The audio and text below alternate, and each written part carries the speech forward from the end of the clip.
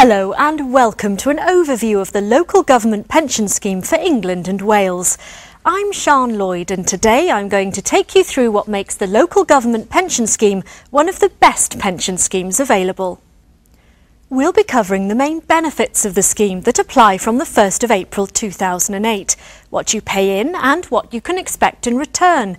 And if you joined the scheme before the 1st of April 2008, you need to watch the question and answer section to find out how the benefits you have before then are worked out. Now's the time to be planning for your future, so you need to think about your pension. Taking out a pension's a big decision. It's vital that your pension works for you, adapting and growing for your own situation. It must be flexible enough to meet your future needs while being secure.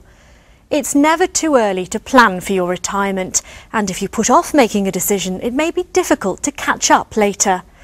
Let's go over to Mike and take a look at this very popular and rewarding scheme. As your employer offers you membership of the LGPS, you can look forward to your retirement with confidence. So what makes the LGPS such a good scheme? Well, firstly, it's secure.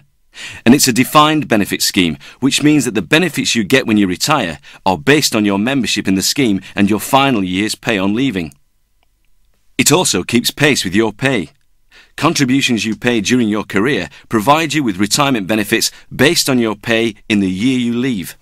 This means the pension you build up during your employment keeps pace with your pay rises. And after retirement, your pension is guaranteed to increase with inflation, keeping pace with the cost of living. And finally, the scheme is provided by your employer, who pays a large part of the cost. So it's an extremely valuable part of your employment package.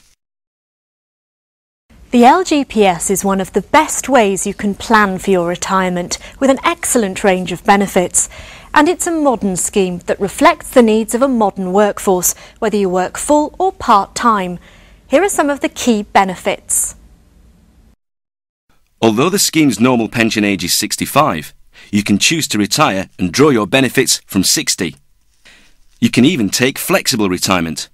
From age 55, if you reduce your hours or move to a less senior position, and provided your employer agrees, you can draw some or all of your benefits, helping you ease into your retirement. However, if you choose to retire before 65, or take flexible retirement before then, your benefits would normally be reduced to account for them being paid for longer. If you become unable to work because of serious illness, you could receive immediate ill health benefits. And if you're made redundant or your employer retires you for business efficiency reasons and you're 55 or over, your benefits are paid straight away.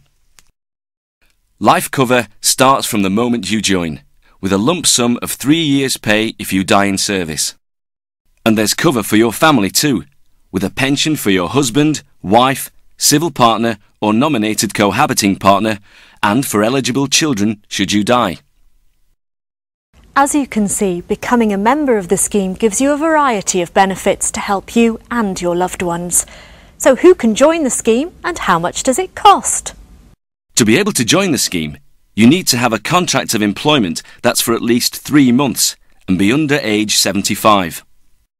How much it costs you depends on how much you're paid, but it will be between 5.5 and 7.5% of your pensionable pay. The rate you pay depends on which pay band you fall into. If you work part-time, your rate will be based on the whole-time pay rate for your job, although you will only pay contributions on the pay you actually earn. Here are the pay bands. So, for example, if your whole-time pay rate falls into this pay band, you will pay 5.9% of your pensionable pay. The pay band ranges will be adjusted each year in line with the cost of living. Let's take a look at Vicky. Vicky works full-time at a pay rate of £20,000. She'll pay 6.5% of her pay. That's around £108 a month in contributions. As Vicky pays tax and national insurance, she'll get tax relief on her contributions and pay a lower rate of national insurance, so the actual cost to her is less. If Vicky was to reduce her hours to half-time, she'd still pay the 6.5% rate. That's because the whole-time rate for her job is still £20,000, but her contributions would be based on her part-time earnings, so instead she'd have £54 deducted. One of the main attractions of the LGPS is that your employer pays a large part of the cost of providing the benefits, so you get great value benefits at a low cost to you. It is, however, important that overall the scheme remains affordable, so increases or decreases in the cost of providing the scheme may in future need to be shared between members and employers in accordance with government guidance. The scheme allows you to pay extra contributions to increase your benefits. This could be particularly useful if you've joined the scheme later in life.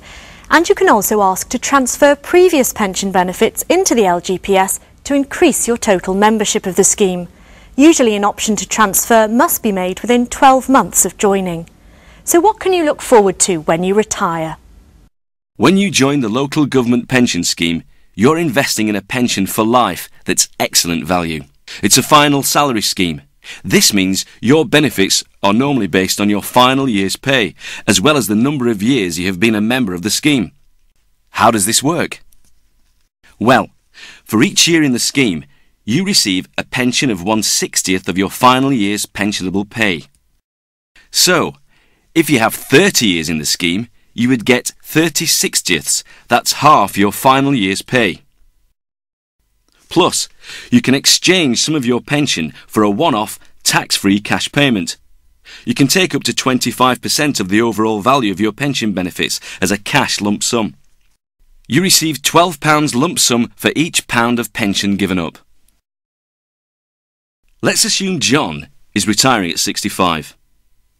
He's always worked full-time, been in the scheme for 20 years, and his final year's pensionable pay is £15,000.